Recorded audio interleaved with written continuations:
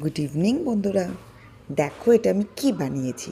একটু নিজের মন থেকে নতুনত্ব বানালাম, তবে খেতে কিন্তু বেশ হয়েছিল। এটা আমি ফার্স্টে বানানোর জন্য চিকেনটাকে ধুয়ে নিয়ে লেগ পিস নিয়েছিলাম সব। তার মধ্যে রেড চিলি পাউডার, আদা রসুন বাটা, লঙ্কা কুচি, ধনে পাতা কুচি, আর তার সাথে পরিমাণ মতো নুন, দই একটু ফেটিয়ে নিয়েছিলাম, ফ্রেশ ক্রিম, আর হলুদ, ধনের গুঁড়ো, এইগুলো সব দিয়ে ভালো করে মাখিয়ে রেখেছিলাম। এই ম্যারিনেশনটাই কিন্তু এটার অর্ধেক রান্না।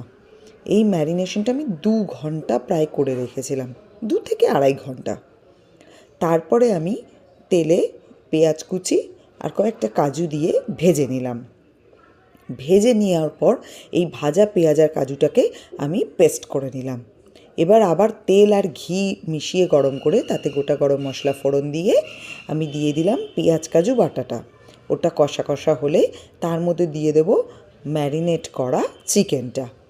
এতে কিন্তু আর কিছুই দেওয়ার নেই, সব মশলাই দেওয়া হয়ে গেছে আমার। যখন একদম কষে শুকিয়ে আসবে, ওপর থেকে জাস্ট একটু কসুরি মেথি ছড়িয়ে দিতে হবে।